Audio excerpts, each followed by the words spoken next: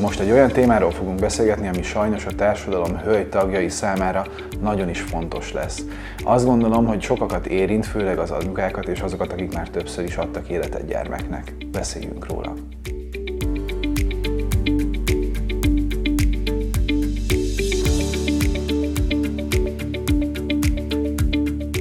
Doktor úr, nekem egy olyan kérdésem lenne, hogy a nők többnyire milyen esetekben fordulnak süllyedéses panaszokkal egy nőgyógyászhoz? A süllyedéses problémák sajnos a hölgyeknél nagyon gyakoriak. A szült nők 50%-ának van 50 éves korára valamilyen hasonló problémája. A panaszok elsősorban abból adódnak, hogy idegen testérzés jelenik meg a hüvelybemenetnél, nehezebben indul a vizelet, gyakoribb vizelési inger lép fel, illetve hogyha a hüvely hátsó falával van probléma, akkor székelési problémák jelentkezhetnek. A mély és hüvelysüllyedés kialakulásával kapcsolatban azt kell tudni, hogy ez elsősorban egy alátámasztási probléma, mert a gátizomzat nem képes megfelelően a szerveket alátámasztani.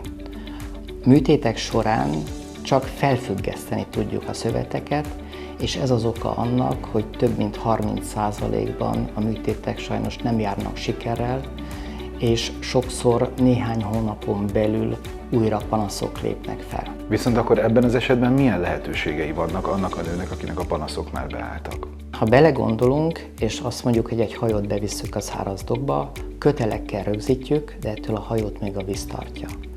Hogyha a vizet kieresztjük a hajó alól, nincs az az erős kötézet, ami ezt meg tudja tartani.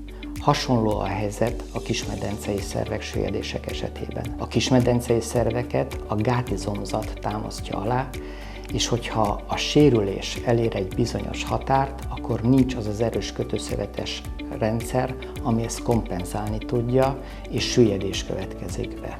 Az elmúlt években kifejlesztésre került egy terápia, amelynek az a célja, hogy a kismedencei szervek alátámasztását javítsa, illetve helyreállítsa. Amennyiben ennyire sok embert érint, ez sajnos Magyarországon is, egy pár példát mondana a doktor úr arra, hogy hogyan is néz ki egy ilyesmi terápia, hogyan épül fel? A konzervatív terápiának a legelső és legfontosabb lépése a megfeszült szövetek alátámasztása. Régen probléma volt, mert a pesszáriumok, amiket régen használtunk, azok állandóan benn voltak a hüvelybe és előbb-utóbb problémát okoztak.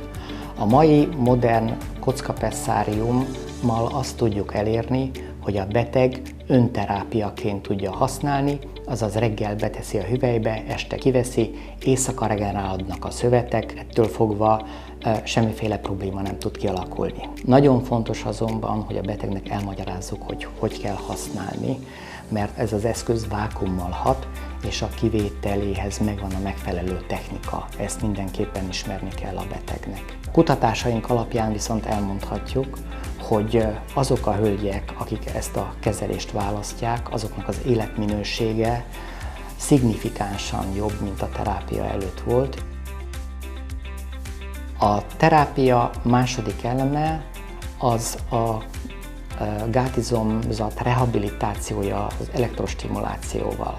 Ez azért fontos, mert a szülések során az izomzat egy részének a beidegződése sérül, és ez az ideg-ingerület átviteli probléma egy bioelektromos probléma, amit csak elektrostimulációval tudunk javítani. Nagyon fontos azonban ebben a helyzetben is, hogy a megfelelő hüvelyi elektródát használjuk, a megfelelő frekvenciákkal és mikroimpulzusokkal, mert ellenkező esetben vagy nem használ a kezelés, vagy akár káros is lehet. A kezelés harmadik összetevője azok a hüvegsúlyoknak a használata, ami azért fontos, mert egyrészt minden izom ellenállás ellen jobban erősíthető, másrészt pedig nekünk a süllyedésben nem az az erő kell, amit normálisan gátizomtornával tudok erősíteni, hanem az, ami állandóan tart, ami nem olyan erős, nem olyan gyors, de nagyon kitartó. És ezt a hüvelysúllyal tudom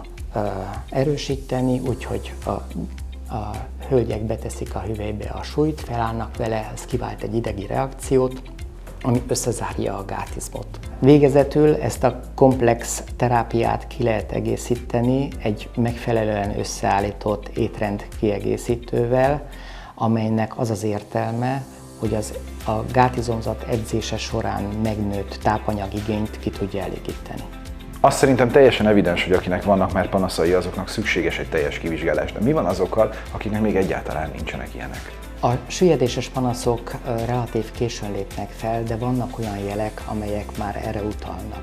Például, hogyha a tampon kényelmetlenné válik, elfordul, kifolyik mellette a menstruáció, levegő megy a hüvelybe, víz megy a hüvelybe, hangok vannak a hüvelybe, ez mind olyan jel, ami már arra utal, hogy nincs rendben minden. Én azt javaslom minden szült hölgynek, hogy a szülések lezárása után, a családtervezés lezárása után csináljon egy állapotfelmérést, és nézesse meg, milyen állapotban van a gátizomzata.